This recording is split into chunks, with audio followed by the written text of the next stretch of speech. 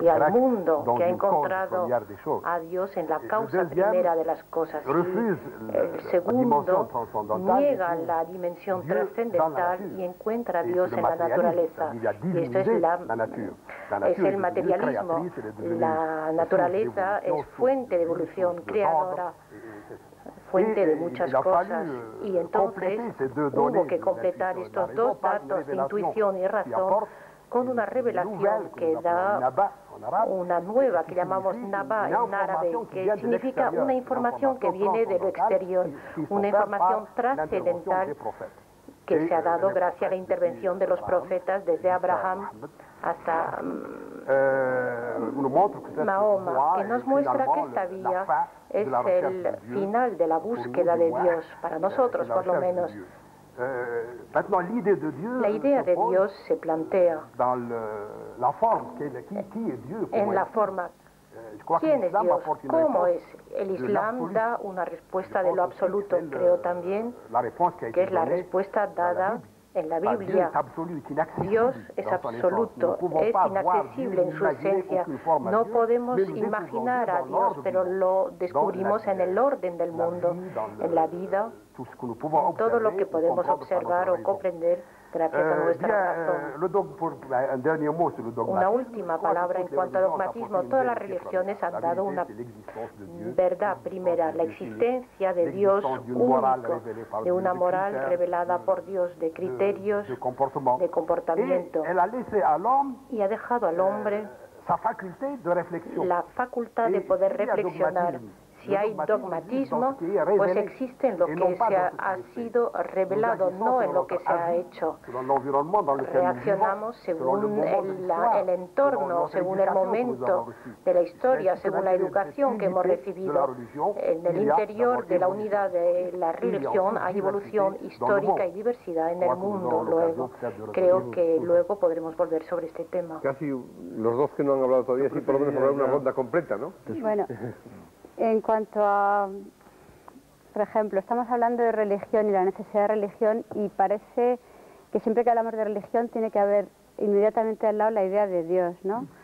Y bueno, pues un poco como la idea de un Dios, siempre, incluso él ha nombrado un Dios inaccesible, un Dios que está fuera de nosotros, ¿no? Entonces, y como tú también decías, ¿no? Están las dos alternativas. Si hay un Dios, hay un programa, hay un sentido de la vida. Si no hay un Dios, no hay programa, no hay sentido de la vida.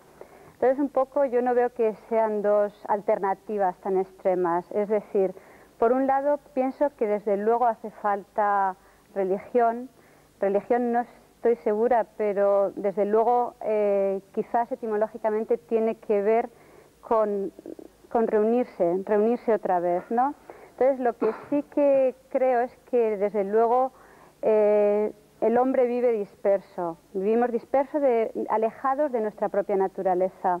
En ese sentido, y de ahí surge el sufrimiento, es decir, en la medida en la que nos alejamos de la propia naturaleza, de la propia ley de vida, de cómo funcionan las cosas, entonces surge el sufrimiento. En ese sentido, pienso que es una necesidad vital, el que el hombre de nuevo se una consigo mismo, con su propia naturaleza. Por otro lado, como creo que Salvador decía, o sea, Dios, no sé, pues es un nombre que a lo mejor a veces lo hemos utilizado pues demasiado personalista para describir probablemente una experiencia. Yo pienso que verdaderamente, y por supuesto, si el hombre pasa por la vida sin un sentido, sin descubrir esa propia experiencia en sí mismo, pues entonces sí que está falto de algo, pero que no veo que esté ligado necesariamente con el que exista o no exista un Dios. Lo vivo más desde pues ese proceso de purificación hasta llegar a la verdadera naturaleza, a cómo funcionan las cosas. Desde ese punto de vista sería una experiencia, no es tanto un Dios inaccesible, sino una experiencia con la que nos tenemos que reconciliar cada uno de nosotros. En ese sentido veo que sí que es necesario el practicar, el seguir una religión como método para poder llegar a ahondar en la propia naturaleza. O sea, que no hay una relación, un regreso a un cierto naturalismo, o de alguna manera naturalismo, ¿o no? No, yo pienso que... ¿Una consecuencia lógica de la propia naturaleza humana? Al hablar de la propia naturaleza, no estoy... principalmente es un poco conocer cómo funcionan las cosas. Es decir, en la medida en la que sabemos cómo funcionan las cosas, pues estamos más cercanos o no de una realidad en mayúsculas. Y en la medida en la que estamos más cercanos a esa realidad hay menos sufrimiento. Entonces, sería un poco volver a esa experiencia, a ese conocimiento. No está desligado, por supuesto, de la sabiduría. Hay que tener conocimiento y es un proceso de purificación y de conocimiento. ¿Cuánto G ha estado callado? O sea, que estaba observando todo. Yo le agradezco mucho a José Luis Balbín que haya tenido la amabilidad de invitarme. Es para mí un honor participar en un programa que generalmente tiene un muy estimable nivel intelectual, a comenzar por la destreza con que él sabe orientarlos. Pero verdaderamente somos 6 aquí, aparte del director del programa, y realmente son 5 contra 1, en términos credenciales. Es decir, que bueno, aquí... Paniker también puede estar ahí, pueden ser 4 puede ser que el porcentaje tenga que reducirse un poco. Bueno, realmente hay 2 posiciones esenciales al abordar el tema de la religión, que es la postura inicialmente inmanentista, es decir, no creer que además de este cosmos regido por la legalidad natural, existe un mundo desdoblado, existe otro mundo más allá, que en principio no tiene nada que ver con el mundo más acá, aunque haya una relación de creatividad, de acuerdo con ciertas religiones. Esa es una postura, es decir, el mundo es, lo que nos rodea, nosotros mismos, y nos movemos en esquemas siempre de naturalidad y de inmanencia. Y luego hay la otra postura, es decir, no, este mundo que nos rodea, en el que estamos insertos, que está regido por causalidades naturales, aunque a veces estas causalidades no sean evidentes, porque los métodos cognoscitivos todavía no han explicado ciertos procesos, es lo que yo llamaría los enigmas que todavía quedan por descubrir, no los misterios, porque al bautizar como misterio lo que es simplemente un enigma, es decir, algo que todavía la razón no conoce, estamos introduciendo categorías de lo sacro y estamos anticipando en forma de razonamiento circular justamente la respuesta. Yo diría que al lado de estas gentes, de las cuales por lo menos 4 de los aquí presentes, y quizá también en algún sentido que habría que matizar por él mismo, Salvador Paniker, opinan que hay una trascendencia, hay una segunda realidad, hay un horizonte metafísico que nos proyecta hacia afuera, que nos hace abandonar la connaturalidad de nuestra vida mundana, de la causalidad que establecen las leyes de la naturaleza, incluso las no conocidas, o si no leyes, por lo menos las probabilidades estadísticas de la naturaleza. Entonces, esto es el eje de disyunción fundamental. Yo estoy en la primera posición. Creo que no hay ese desdoblamiento del mundo, no hay esa dualidad, no hay ese horizonte metafísico que nos empuja hacia afuera. ¿Hacia afuera cómo? Pues en forma de experiencia mística, en que hay una superación del ego, con todas sus limitaciones de lo que es el logos. Hay una superación del ego en el sentido de que el ego experimenta a través de especialísimas experiencias una trascendencia que en cierto modo lo proyecta, y también la interpretación, yo diría más trivial, de las religiones monoteístas del libro, que son religiones que, como sabemos muy bien, han nacido en un medio politeísta, pero se han proyectado en función de unas sociedades muy determinadas que han incorporado la idea monoteísta paulatinamente, sobre todo en el caso del judaísmo y del cristianismo es muy claro. Yo creo realmente que frente a esta idea de una trascendencia, que puede ser personalizable en forma de un Dios creador, generalmente de rasgos antropomórficos, porque las religiones en general y los que conciben la trascendencia como una trascendencia personalizable de un Dios creador, realmente están en una lógica de razonamiento eminentemente antropomórfica, por muchos subterfugios que se hagan a esas explicaciones de la metafísica tradicional, del criterio de analogía, de la forma metafórica, de los simbolismos, está en una forma de...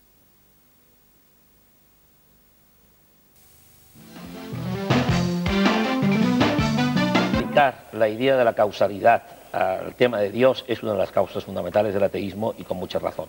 Creo que eso no tiene nada que ver. Eso sería el Dios relojero, del cual ya Santo Tomás. Exacto, que no hace ninguna falta, ¿no? Quiero decir, esto es superficial. O sea, en este contexto yo creo que, diría que como el ver que el orden del mundo es lo que remite a Dios, pero bueno, si hay tanto desorden como orden. Y hoy día se podría hacer casi más una teología del caos que una teología del orden, ¿no? porque el caos es otra cosa. Por lo tanto, en este contexto yo asumo completamente las críticas que ha hecho Puente Ojea, porque creo que son sanas y conducen a una depuración. Ahora, entonces lo que yo creo es que o se tiene o no se tiene lo que antes se llamaba sensibilidad metafísica. Y un verdadero metafísico, y podría Heidegger de ejemplo, siempre acaba de un modo u otro en místico. Y puede ser ateo, porque el ateísmo es una conceptualización, en el fondo superficial, es la negación de una afirmación. Por lo tanto, no es una cosa demasiado última, es penúltima. Pero en cambio a mí me parece que el sentimiento de que es transpersonal, de que existes, de que, o sea, quizá nadie de los que estamos, o quizá mucha gente de los que nos escuchan, no ha tenido nunca el asombro absoluto de existir, ¿no? O si tú quieres, la pregunta más bien de Heidegger y antes del de Leibniz, de por qué no todo es nada, ¿no? Que es la pregunta metafísica fundamental. Claro, el que ha tenido esta experiencia no se puede contentar con ninguna explicación, no se puede contentar con decir hay un orden, hay un relojero, hay un dios, no, todo esto le suena banal. Entonces quizá lo único que cabe ante esto es un gran silencio, que quizá entonces si ya lo practicásemos ahora se acabaría el programa, ¿no? Pero, entonces esto y finalmente quería decir que la idea también del budismo que está tan obsesionado por suprimir el sufrimiento, a mí el sufrimiento de cierto modo, aunque me asusta como a todo el mundo, pero lo asumo. Esto Hegel ya protestó contra la idea de un Dios donde no hay suciedad, donde no hay dolor, donde no hay sufrimiento. A mí creo que la religión ha de asumir, o la vivencia mística, no sé cómo llamarlo, este tipo de sensibilidad ha de asumir el sufrimiento, el caos, el desorden, la incomunicación, incluso el ego que queremos trascender, porque todo eso lo decimos con palabras, la violencia de estas palabras, y asumiendo todo esto, saber que en el fondo todo eso que estamos diciendo es una broma. Y entonces este más allá no es un más allá literal, sino que es el mismo más acá, es una profundización en lo que ya está aquí, ahora, en este momento, ¿no? Y casi diría que me reservo. Quizás sobre la terminología que han utilizado tanto Gonzalo como Salvador. Yo quizá vengo de una filosofía un poco distinta y me siento muy extraño. Ya no me afecta demasiado eso de la crítica de Feuerbach, aunque me lo he leído y releído, pero ya no me lo creo. Igual que no me creo ya a Heidegger tampoco. Lamento que se haya citado aquí lo del relojero citando a Santo Tomás, porque eso no tiene nada que ver con Santo Tomás. No, lo del relojero. Santo Tomás lo he dicho yo. Eso lo ha dicho él. Sí. Lo del relojero era el relojero lo dijo él, Santo Tomás lo dije yo. Y eso de relojero era la famosa del frase peor racionalismo que se ha dado. De la frase de Laplace que le dijo a Napoleón que no tenía necesidad de la hipótesis del relojero. Sí, yo creo que eso no entra aquí para nada, no es argumento ni en favor ni en contra. Yo no me siento del todo feliz con eso de que haya otro mundo, sea el segundo mundo o sea el tercer mundo de algunos que se dicen cartesianos. No me suena para nada eso. En mi concepción de lo religioso y de lo cristiano, ese argumento ya no me entra.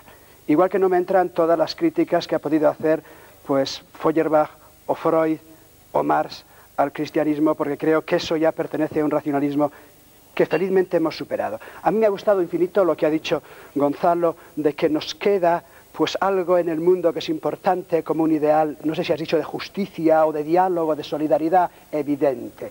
Y entonces creo que eso es una base de diálogo impresionantemente grande. Entonces, ya voy a terminar enseguida, la experiencia religiosa para mí no está del todo vinculada pues a una búsqueda de racionalidad, de un mundo superior. No es experiencia de que algo me falte, yo creo que no me falta nada, y no busco a Dios, o no he encontrado a Dios, o no me ha encontrado a Dios porque algo me falte. Ese argumento no me suena para nada, no echo de menos a Dios. De echarle le echaría de más. Entonces creo que hay unas historias paradigmáticas donde la humanidad, vamos a pasar ahora a Occidente, como que ha sentido, vislumbrado, descubierto, que en su propia inmanencia hay unas cotas, llámale de sentido, llámale de búsqueda, llámale de libertad, que se pueden articular simbólicamente diciendo que aquí está actuando Dios. Y eso que han hecho los israelitas al afirmar que en su historia se está manifestando o expresando no algo de fuera, sino en el propio camino histórico. Llámale una dimensión o llámale un sentido, pero de este camino histórico, inmanente. No es otro mundo el que aquí se revela o manifiesta. Y evidentemente para un cristiano esto es clarísimo, en cuanto que un cristiano no habla de un Dios trascendente, sino en relación con la vida concreta de un hombre llamado Jesús, al que pone como testimonio, como punto de partida, como algo fundamental. Por eso, pues yo creo que el cristianismo no es religión del libro, no sé si el judaísmo es religión del libro, no sé si el islam quizás sí es religión del libro. El cristianismo sería religión de encarnación, es decir, en un tipo de historia como la de Jesús, donde hay elementos de sufrimiento, de compromiso humano, de reino, etcétera, simbólicamente, ahí decimos los cristianos, ahí se manifiesta, se expresa algo que tiene una importancia grande. Y con muchísimo miedo le podemos llamar Dios, quizá Padre. Iría por ahí. Aquí los cristianos sí tenemos un dogma, pero el dogma es sencillísimo, no tenemos muchísimos dogmas. Yo en el fondo solo creo 3 cosas. Tenéis demasiados. Bueno, yo te diría que bueno, ya he terminado con esto. Dogma solo es Jesús, es decir, como tipo fundamento, algo así de vida. Jesús hace referencia a algo que no sé si está fuera o dentro. No me planteo el tema de inmanencia, trascendencia, porque eso no creo que pertenece a mi religión como tal. Y en el fondo de ese Jesús que hace referencia a un Padre, llámale creador o inmanente en el mundo, etcétera, creo que está el Espíritu. Y el Espíritu muy simbólicamente como camino de humanidad vinculado a, dice el credo, comunión, perdón y vida. Y punto, ¿me entiendes? Y no tengo más dogmas. ¿Me los puedes creer? Yo te quería decir que la palabra padre es una de las palabras que yo creo que más molestan para la sensibilidad mística. La retiro inmediatamente y perdone porque quizá han dicho aquí que he escrito un libro sobre la mujer en las religiones y inmediatamente, si es que molesta y se hace referencia a masculino y a paternidad en el sentido de imagen, de carácter edípico, la retiro, punto. Y pongo otras si es que podemos encontrar y en vez de llamar padre llamaría otra cosa, pero eso me lo preguntas después si quieres, ¿me entiendes? Vendaja y Aruba hace tiempo que quieren hablar y no lo consiguen, vale. A ver. No, yo referente a lo que dijo aquí mi compañero Gonzalo con respecto al mundo natural y decir que nosotros a fin de cuentas vivimos en un mundo natural y el mundo metafísico está ahí arriba, alejado, un mundo trascendente. Yo creo, y en esto la filosofía judía es contraria a esta idea, yo creo que así afirma la filosofía judía, que el hombre es ciudadano de 2 mundos. Vivimos en un mundo físico, pero en un mundo metafísico a la vez. Y voy a explicar esto.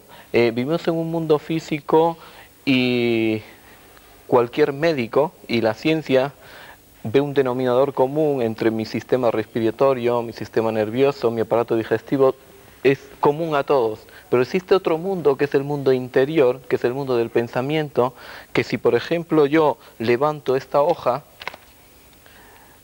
nadie puede saber realmente cuál fue mi voluntad, mi sentimiento, mi temor para levantar esta hoja. Y eso yo diría que es el mundo del pensamiento que escapa del mundo físico. Porque el mundo físico nosotros lo medimos en 3 dimensiones. Lo medimos en la dimensión de espacio, tiempo y movimiento. Pero el mundo metafísico es el mundo del pensamiento que escapa de eso. Por ejemplo, si yo cierro los ojos y me quiero ver en Nueva York, me puedo ver. Por tanto, diríamos que el mundo metafísico está engendrado dentro del mundo físico, que por una parte yo tengo la inteligencia del cuerpo, que es la inteligencia, por eso se dice que el hombre fue creado del polvo de la tierra, en lenguaje metafórico, quiere decir que el hombre fue creado con la misma esencia de la tierra, que es la ley de la gravedad, que es el deseo de recibir, que es el egoísmo propio, pero por otra parte está el lenguaje del alma, que es el deseo de dar, y porque nosotros provenimos de Dios, y el hombre es imagen y semejanza de Dios, y Dios es dador, y por tanto el alma es dadora también. Y esa es precisamente nuestra lucha, el movernos en un mundo físico, donde todo lo queremos para nosotros, porque estamos dominados por la inteligencia del cuerpo, pero hay otro mundo interior nuestro, que escapa del espacio, movimiento y tiempo, que es el mundo del pensamiento, que es precisamente lo que nosotros llamamos mundo metafísico. Y yo creo que en el mundo metafísico no hay que buscarlo arriba, hay que buscarlo aquí. Y yo lo voy a ejemplificar.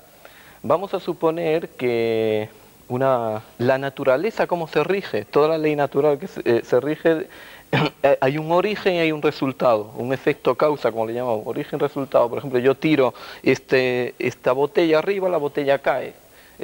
Hay una ley natural, eso es la ley natural. Pero, por ejemplo, yo puedo tener hambre, y la ley natural me dice que tengo que comer y sin embargo estar con un amigo en el hospital 24 horas para ayudarle y hacerle compañía, y estoy rompiendo mi propio mundo natural. Esa posibilidad que tiene el hombre de romper el mundo natural es lo que yo diría que es el mundo metafísico que habita dentro de él, que escapa de la ley natural del hombre. Nadie puede saber mi reacción y existe una propiedad privada que es exclusivamente mía.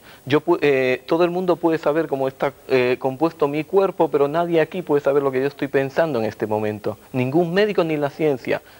A ello no tiene acceso. Y eso es lo que nosotros llamamos el mundo metafísico y el mundo físico. Esas dos esencias, esas dos inteligencias que componen al hombre. Por eso se dice en la Biblia que Dios tomó el polvo de la tierra y insufló espíritu de vida. Es decir, combinó esa dualidad y nos hizo habitantes de dos mundos. Pero en este mundo aquí, yo creo que esa es la importancia de la idea del judaísmo. Yo creo que también el cristianismo comparte y el islam. Creo que en este aspecto hay un denominador común.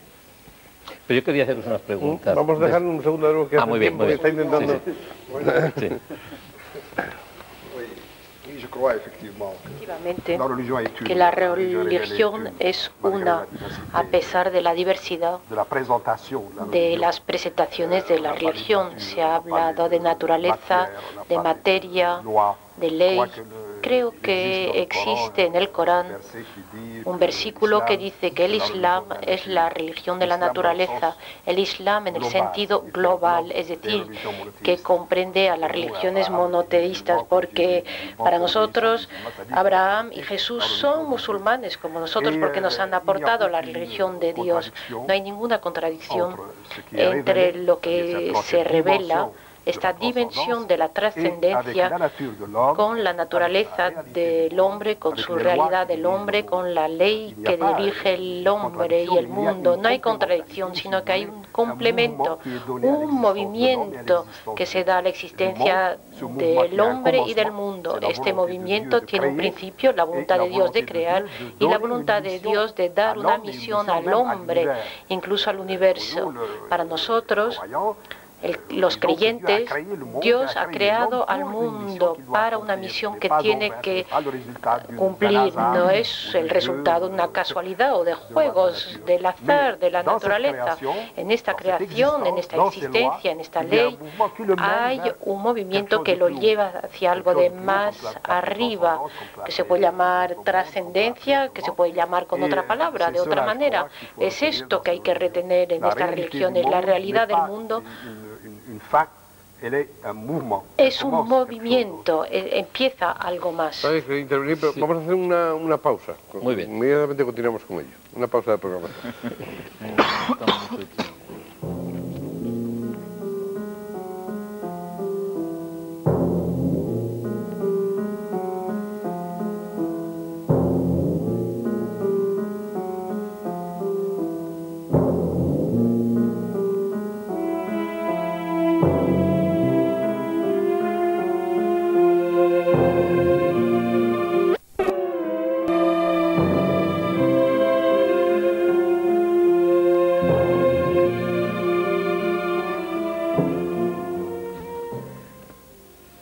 Bueno, me parece que Gonzalo había pedido permiso a Salvador adelantarse.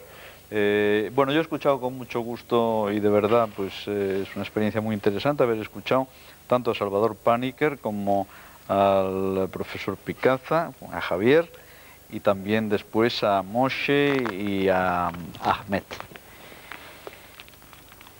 En estas discusiones sobre temas de tanta complejidad, que comienza la complejidad por un problema de categorización y de léxico, ¿verdad? Porque, claro, los demonios semánticos siempre nos llevan a los descarrilamientos. Entonces yo creo una cosa, que en general, y esto es muy frecuente no solo en España, que a veces cuando se trata de un debate en que hay posiciones muy tranché y muy claras, hay siempre alguien, a veces de buena fe generalmente, que acude a unos juegos semánticos en que el perfil de las palabras se desvirtúa tanto que al final da la impresión de que todo el mundo está de acuerdo o de que nadie entiende nada. Cuando es de mala fe este juego semántico es realmente inadmisible y uno reacciona con enfado. Eso está bien, Gonzalo. Es curioso porque en la historia de la clave, donde nosotros planteamos cosas a veces incluso dicotómicas, radicales, ¿no? Y sabiendo que hay discusión y que no tiene por qué haber acuerdo, además, que esta es otra cuestión. En un debate lo bueno es que haya debate, claro, sin que se insulte a la gente, sin que se pegue. pero no hay que exigir acuerdo, porque no tiene por qué haber acuerdo. Y entonces a veces ocurren las dos cosas, o que alguien quiere a toda costa estar en desacuerdo, o que alguien quiere a toda costa estar en acuerdo, lo cual también es malo. Efectivamente, sí, tienes razón. Entonces yo pienso que vamos a ser un poco claros. Salvador Paniker ha formulado su pensamiento en unos términos que yo suscribiría en más del 90%, porque realmente creo que las coordenadas sobre las que él se mueve y sobre las que me muevo yo son prácticamente comunes.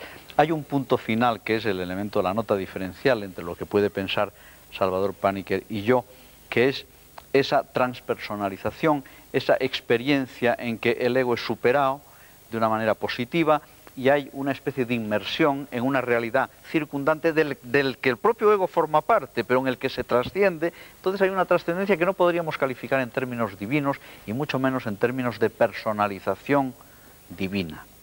Bueno, ahí realmente yo no tengo una opinión definitiva, yo nunca he tenido este tipo de experiencias y debo afirmar que soy sumamente desconfiado de la autenticidad de estas experiencias. Punto número 1. Segundo, creo que estas experiencias se pueden confundir fácilmente con estados, no diría de tipo anormal, pero sí de tipo más o menos parapsicológico, de muchos órdenes, desde la catalepsia hasta muchos más. Entonces, realmente, ¿hasta qué punto en esas experiencias que están siempre bordeando con lo extático, hay un fenómeno de puro mecanismo natural en función de la personalidad del protagonista y acredita una trascendencia, o es realmente un fenómeno de la conciencia o de la transposición de la conciencia? Eso ya es un problema que sería a dilucidar en términos científicos para los que no tengo aparatos de razonamiento conceptual.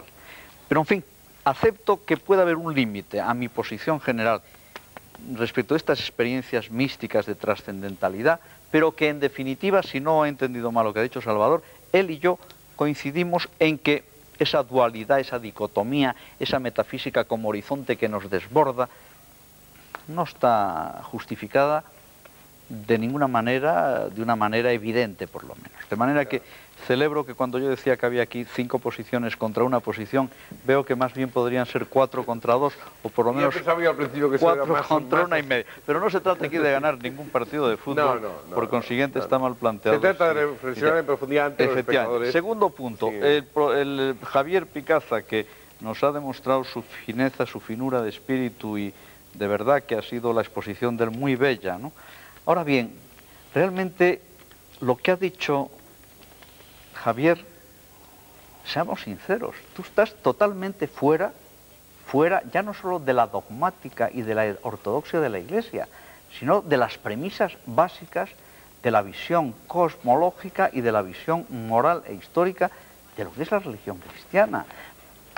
Vamos a ser un poco serios, que Jesús fue un gran maestro de moral, que fue probablemente, hasta donde nos permiten entrever unos textos sobrecargados de teología, un personaje extraordinario, que representaba una idea cuyo nervio fundamental en esa ética escatológica irrealizable, y que Jesús sabía que no era para durar, sino de aquí a la noche a la mañana siguiente, que es el Sermón de la Montaña, bien entendido, que habrá mucho que discutir sobre la ética del Sermón de la Montaña, que los apologistas nos la dan como una ética sui generis.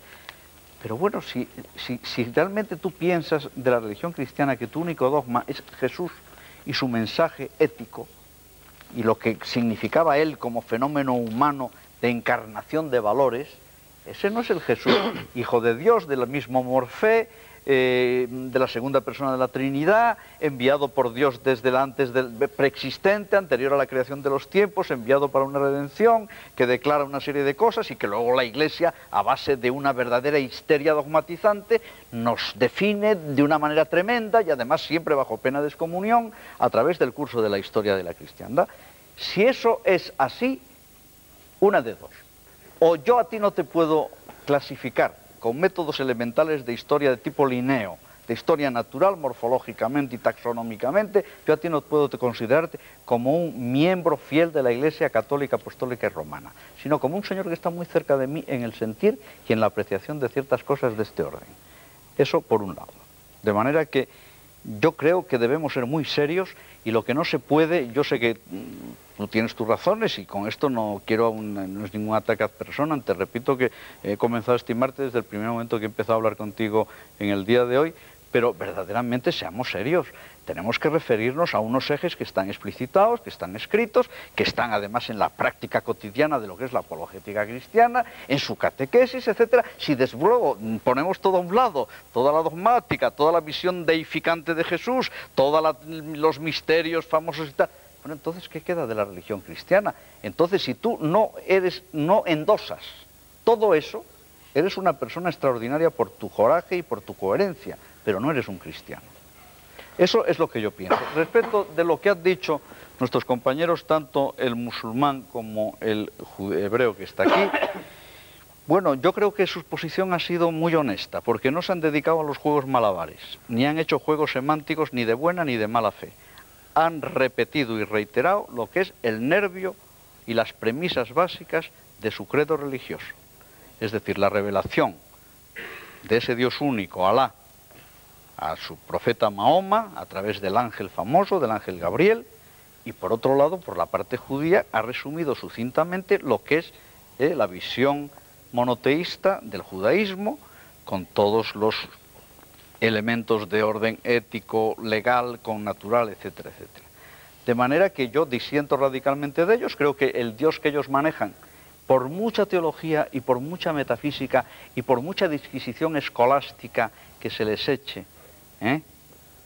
es un Dios antropomórfico, personalizado, que crea, que está más allá, que nos maneja, que nos predestina, que por otro lado nos hace seres libres, pero resulta que ya antes de que vengamos a este mundo sabe qué va a pasar con nosotros, que nos da la causa eficiente para que cometamos el mal, que acepta el dolor en el mundo con todos los problemas de la teodicea, pero lo asumen. Y en ese sentido mi felicitación a ambos. Yo no estoy de acuerdo con ellos, me parece que es un mito todo el conjunto de premisas lógicas en que se basan, que esa revelación es un fenómeno humano, esa revelación no viene de un Dios trascendente, personalidad, sino que es una experiencia religiosa que en un momento dado pues han tenido los profetas, en un momento dado la ha tenido Jesús el Nazareno, o bien Mohamed o el que sea. De manera que yo no sé si he resumido mi punto de vista, sí, más o menos. Que hay bastante leña que cortar ahí. Vamos a ver. Pero vamos a seguir discutiendo. Bueno, quería decir nada más un punto final. No puedo aceptar que el tema de la dicotomía alma y cuerpo se equipare a la dicotomía metafísica-naturaleza. La conciencia es un fenómeno de la naturaleza. La conciencia, con todos sus ribetes de enigma, con toda su complejidad inmensa, como epifenómeno de muchas cosas que no conocemos bien, etcétera, pertenece al orden de la causalidad natural, y en todo caso pertenece al orden natural. El hecho de que yo piense que ahora estoy en Nueva York no significa que yo me salga del orden natural, porque es intramentem. Es decir, que ese pensamiento no me proyecta de verdad hacia Nueva York, sino que yo pienso que, y el hecho de pensar es un fenómeno que pertenece al conjunto de la legalidad natural del ser humano, que está compuesto complejamente pues por ingredientes afectivos, emotivos, racionales, etc. Pero eso de alma y cuerpo, esa dicotomía platónica que heredamos del helenismo y que la Iglesia cristiana ha metido de matute en el judaísmo por su cuenta, porque el judaísmo no tiene, además, es curioso la contaminación cristiana del judaísmo, porque esa idea de alma y cuerpo no es judía en absoluto, y se puede demostrar textualmente. Yo en un libro que voy a publicar dentro de unos meses muy pocos, entro en ese tema también, el tema del Sheol, el tema del Neuma, el del Ruach, el tema del Nefesh, y cómo realmente ha sido una concepción antropológica unitaria, que es lo más bello del judaísmo. Hombre, no le echen ustedes a perder, por favor. Bueno, ¿quién habla ahora? Vamos a ver, aquí hay un montón de cosas que han quedado ya sobre el tapete. Todos quieren hablar, intervengan como quieran. Quizá salvo por alusiones directas voy a dar la palabra. Después yo quiero hablar. Oye, mira, Gonzalo, eres genial, ¿sabes? Sabes resumir y decir las cosas con honestidad, mal, profundidad. Pero intento. Eres un racionalista crítico verdadero, que yo creo que has entendido las cosas con mucha profundidad. De lo que has dicho, de que yo voy en contra de una cosmología de la Iglesia, no lo sé, no me importa. La Iglesia no me obliga a defender ninguna cosmología y en ese sentido no me da mucho problema. No le haces caso, pero te obliga. Ahí está el Denzinger, no tenemos que recorrer el Inquiridium y, amigo mío, estás fuera de la frontera. Vamos a ver, vamos a ver. El Denzinger tiene muchas cosas. Yo estoy comprometido a seguir el Evangelio y a aceptar los credos básicos de la Iglesia. Y el Denzinger tiene muchas cosas que dependen del tiempo en que se formulan. Por eso me he sentido muy a gusto con lo que han dicho Moshe y Ahmed, pero me sonaban como un poco a perdonar a una cosa mía anterior, algo que a mí ya no me obliga en las formulaciones de carácter teórico, no en las formulaciones, diríamos, de fe en un Dios que interviene o algo así, simbólicamente. En otro que has dicho, de que estoy fuera de la Iglesia porque me quedo solo con el Jesús histórico, vamos a ver. No, con el Jesús histórico habría que verlo, con todo lo que tú llamas Jesús. Vale, voy a hacer la pequeñísima distinción para situarme donde creo que me puedo situar. El gran problema para mí en el cristianismo está en la afirmación de eso que llamaríamos el valor de la persona. Y aquí sí que diría a Salvador que creo que la persona es un valor definitivo. No sé si Kant dijo cosas de esas, pero no en el sentido kantiano, de que cada uno tiene una realidad definitiva que, dicho simbólicamente, se salva o se condena, se destruye o se planifica. Cada uno es dueño de sí mismo simbólicamente, ¿verdad? Sin duda, sin duda. En eso creo que coincidimos, más o menos, ¿no?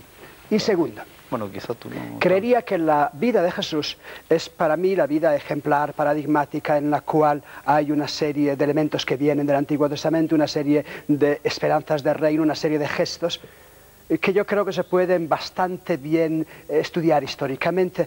Se conoce bastante de Jesús, mucho de Jesús, su proyecto de reino, sus actitudes éticas, su manera de comportamiento con los desclasados, su forma... Se puede averiguar mucho de Jesús. Mucho de Jesús.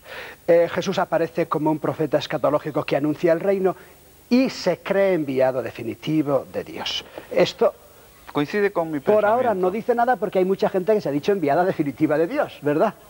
Entonces, el núcleo básico está en la afirmación de que los cristianos han afirmado que esa pretensión de Jesús era cierta y que Él, en su historia y en su vida, ha hecho presente de forma definitiva lo que es eso que llamaríamos el gran silencio, el enigma, el principio, el fin, la meta, todo eso llámale con el nombre que quieras, ¿verdad?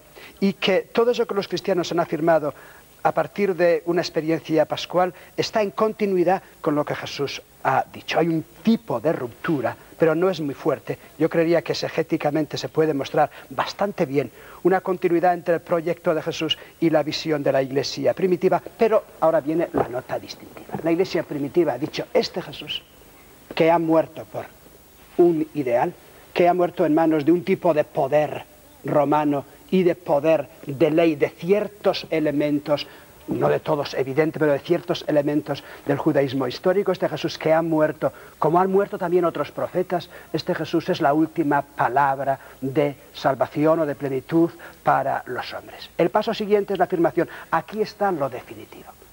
Aquí está lo que al hombre le puede dar el motivo y sentido último de la vida. Los cristianos han formulado ahora esto diciendo que este Jesús tiene relación con lo divino, con el origen y sentido de la realidad. No, más que esto, ¿no? Simbólicamente lo estás dice, edulcorando mucho. Sí, no voy a llegar a la palabra clave, porque no tengo ningún problema en defenderla. En aquel contexto era necesario decir que pertenecía Jesús a la usía de Dios, que tenía la usía o naturaleza de Dios. Es decir, que entre Jesús y Dios hay una profunda relación y que en Jesús se descubre, se revela la totalidad de lo divino y que por tanto en la persona de Jesús está la clave de sentido de la vida humana. ¿Me permites una pequeñísima interrupción? Un hinduista te diría que esta comunidad con lo divino la tiene Jesús y tú y este y el otro y el de más allá. Pero el único problema... ¿Por qué está privilegiada precisamente la figura de Jesús? Eso yo no te lo puedo demostrar. Tú sabías antes que podías demostrar ciertas cosas. Yo creo que te va a costar mucho demostrar muchas cosas. Demostrar no se demuestra casi nada, ¿eh? No, la demostración es otro orden. Puedes mostrar, pero no demostrar. Ahora, se pueden mostrar tantas cosas que acreditan la falsedad de la dogmática cristiana, la mitología inmensa, a veces de verdad, y no quiero ofender a nadie, pueril de esta dogmática, y que realmente el saltum desde ese Jesús que se creía un agente escatológico a ese Hijo de Dios preexistente desde antes de los tiempos, que envía y se encarna a través del nacimiento virginal, etcétera, etcétera, etcétera. Yo te voy a decir una cosa más, perdona. Hoy, por favor, el día que se emite este programa es Viernes Santo, si no me equivoco. Entonces, yo no he visto una fenomenología más clara de lo que se ha llamado la muerte de Dios. Con eso no digo que yo me adscriba a esto, pero que los sentimientos y las palabras del propio Jesús el día en su propia pasión.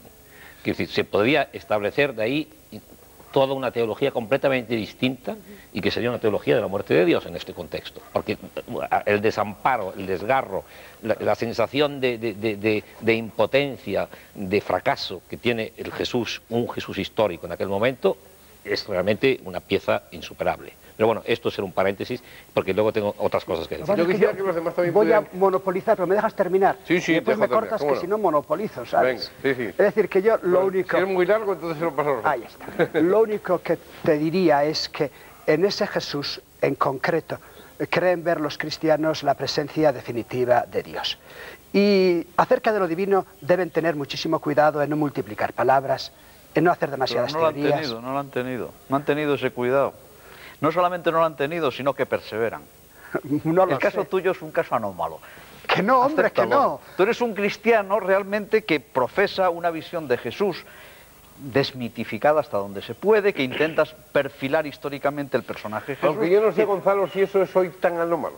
No, es muy frecuente, pero es una coartada. Que uno hace respecto de sí mismo. En el cristianismo hoy puede no ser muy reglamentario, a lo mejor no está muy de acuerdo. Pero hay muchos no reglamentarios, digamos. No toda la razón. Oye, has dado en el clavo. Gonzalo, yo creo que estás leyendo bibliografía católica un poco atrasadilla, ¿eh? Que va. Bueno, vamos a ver, que no se quede solo... Oye, a mí la teología católica en general, la teología demuestra lo que le pidas. Sí. Es decir, tú pides un traje a la medida y la teología te lo hace. Ha demostrado lo afirmativo y lo contrario. Es decir, que la teología es realmente el tour de passe-passe que dicen los franceses, en virtud de lo cual todo se acomoda, todo se alegoriza, todo se simboliza. Por favor, es un escándalo intelectual la teología. No lo dejemos solo en una cosa entre cristianos y no cristianos. Vamos mejor dicho, y anticristianos. Vamos con todos los demás, los nombres de Dios. Déjame terminar. Venga, sí. Oye, mira, yo creo que eso que has dicho va un poquitín, lo voy a decir con mucho humor, ¿verdad? En contra de mi oficio, ¿no? Yo hago teología. Hombre, yo respeto tu oficio. Ahora, pero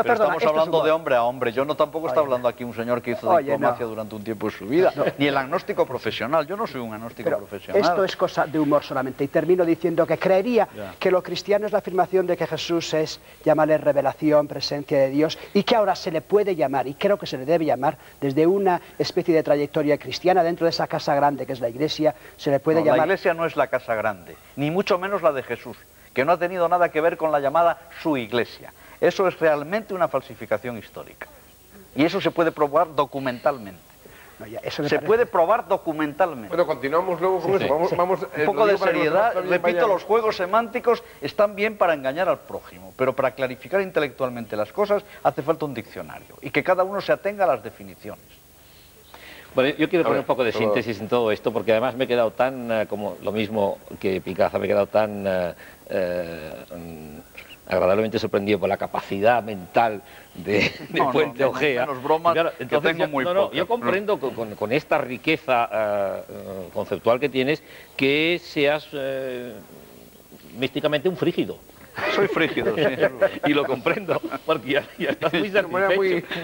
Muy plástica. Exacto. No, satisfecho no. Muy satisfecho. Uno nunca está nada satisfecho de sí mismo. Pero bueno, en fin. A no ser que se sea muy tonto. Me has contagiado con esta idea de contestar un poco a todos. Pero yo quería haceros unas preguntas, quizá a todos incluso a la silenciosa, que a mí me gusta mucho que tú estés silenciosa, porque yo creo que una representante del budismo ha de estar silenciosa. Ya hasta me robaría que lo siguieras estando, ¿no? Bueno, yo lo voy a sacar de su sí, claro, tú tendrás que hacerlo. Yo quería decir, antes de haceros la pregunta, dos observaciones, o tres. La primera es que en todo esto se dice, yo creo, soy creyente o no soy creyente, yo opino, tal. A mí me parece que desde el punto de vista en que yo me he colocado, lo que uno crea o deje de creer es completamente irrelevante, precisamente porque uno se sitúa más allá del ego. Entonces, lo que uno cree es el resultado de su biografía, de una codificación social, de la matriz cultural a la que pertenece, de su lenguaje, de sus herencias, de su historia, etcétera, etcétera. Por lo tanto, yo creo que todo esto, y esto me conducirá, por ejemplo, a la pregunta que os haré, es cada cual aquí defiende su biografía personal o genealógica. Entonces, cuando tú hablas de que este Jesús, la usía y todo esto, yo digo, muy bien, esto es una doctrina de la Iglesia, etcétera. Pero yo lo que pregunto, y vuelvo a lo que he dicho al principio, para mí la religiosidad real es la que se basa en un tipo de experiencia. Y para mí esta experiencia, y en esto es el punto en que quizá diferimos yo la admito, como una experiencia transpersonal. Y he dicho también en un momento que esto estaba muy cerca de la locura, efectivamente. O sea, puede haber patologías en esos estados alterados de conciencia. Pero también he dicho que se puede tener esta experiencia en el arte y en otras cosas. Entonces yo lo que pregunto, ¿qué tipo de experiencia han tenido ustedes cada una de sus respectivas religiones que les autorice a decir, a exponer la dogmática correspondiente? Esta es la primera pregunta. Otra segunda cosa que quería decir, y con eso termino, es que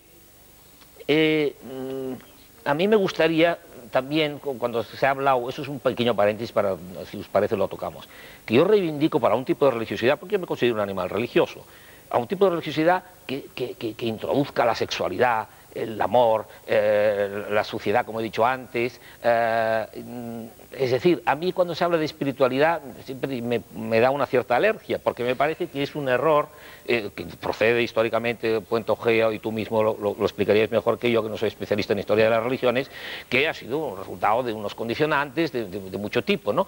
Pero que en realidad... Y el hinduismo también tiene una postura un poco negativa en ese contexto, pero en realidad una postura, una religiosidad más ecológica y más enraizada con las realidades terrestres tendría que reivindicar todas estas cosas. Y por lo tanto, a mí, yo diría, y para resumir, primero os pregunto cuál ha sido la experiencia, qué tipo de experiencia os autoriza a decir esas cosas que decís, porque si no habéis tenido ningún tipo de experiencia, entonces, bueno, que cada cual diga lo que quiera, ¿no? Es una inspiración, a lo mejor no es una experiencia. Bueno, pero yo diría que no es una experiencia científica, sino... Empecemos por los que hace más tiempo que no hablan. Creo que es muy difícil para mí introducirme en un diálogo cristiano-cristiano, en donde hay una postura cercana al ateísmo, otra postura más cercana al misticismo. En cuanto al Islam, creo que las cosas están muy claras. El fenómeno de la trascendencia es la revelación. Dios se ha revelado al profeta, a todos los profetas, desde Abraham, Moisés, Jesús y Mahoma. ¿Y a usted? ¿Y a usted se ha revelado? ¿Es necesario que se revele a mí? Eso es otra cosa, es otro punto.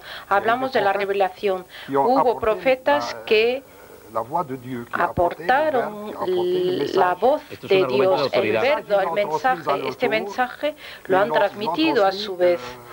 Lo transmitieron al hombre, a los hombres. Ahora, poner el diálogo entre ateísmo o la fe, el ateísmo a nivel de la razón siempre llega a no tener ninguna salida. Nos falta el argumento racional, nos falta la fe, y el ateísmo, la fe está revelada, la razón explica el porqué de las cosas, las leyes de la naturaleza, el hombre, la evolución, la cosmología o la cosmogonía, pero no explica, no se puede introducir en el fenómeno de la trascendencia, ya por definición, porque está limitada a la observación objetiva de las cosas. La revelación es un fenómeno trascendente, se puede creer en ello, se puede no creer en ello.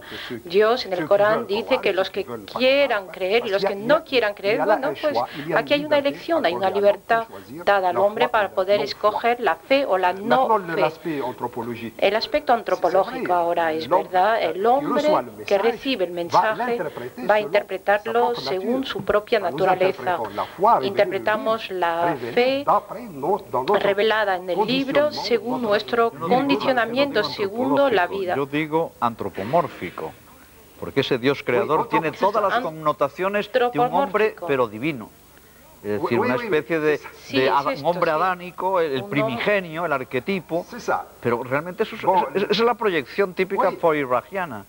Esto es la proyección del hombre que concibe a Dios a su imagen. No hay más que leer el Génesis o las suras de Mequíes o incluso pues, el conjunto del Corán para ver que Dios explica eso y se define como el creador de todas las cosas. Y se define como el omnisciente y que la predestinación, ya no solo en el periodo de la Meca, pero en el periodo de Medina está clarísimo. El hombre, Dios decide la salvación o condenación del hombre, etcétera, etcétera. Esto no se puede, esto es antropomorfismo puro. Es un juez que dictamina. A partir del momento en que Dios creó el universo y el hombre, lo creó con leyes y con una naturaleza, con lo cual no se trata de otra cosa. Dios creó al hombre en su naturaleza, se le reveló para darle una dimensión trascendental, pero esto no niega la naturaleza del hombre, no niega su pasión, como lo decía nuestro colega antes. Dios creó al hombre a partir de una doble fuente, la fuente terrestre, manipuló el lodo, y esto lo tenemos en el cuerpo, tenemos calcio, silicio, y además tiene esta aportación del soplo divino que viene a animar al hombre. El hombre explica las cosas según su ciencia y la ciencia del hombre está muy reducida. Explicamos a Dios, en nuestra religión se dice que no tenemos que pensar en la persona de Dios porque no se puede imaginar lo que es Dios, pero Dios está presente en nosotros mismos, está presente en la naturaleza, en el mundo en el cual vivimos. Lo que yo quiero decir, para resumir, lo que la dimensión de la fe nos dice es que es libre, inaccesible a nuestro razonamiento. No podemos probar ni el ateísmo ni el teísmo, con lo cual la religión es una elección a partir del momento que recibimos el mensaje que se nos ha transmitido, creemos en ello hasta el momento en que llegamos a la edad de la razón, edad en la cual vamos a empezar a reflexionar, podemos llegar a la negación de nuestra herencia según su propia experiencia, pero también podemos reflexionar y enriquecer el patrimonio que hemos recibido. Esta es mi propia experiencia. He reflexionado mucho en este mensaje para poder explicar, para poder afirmar o confirmar mi fe.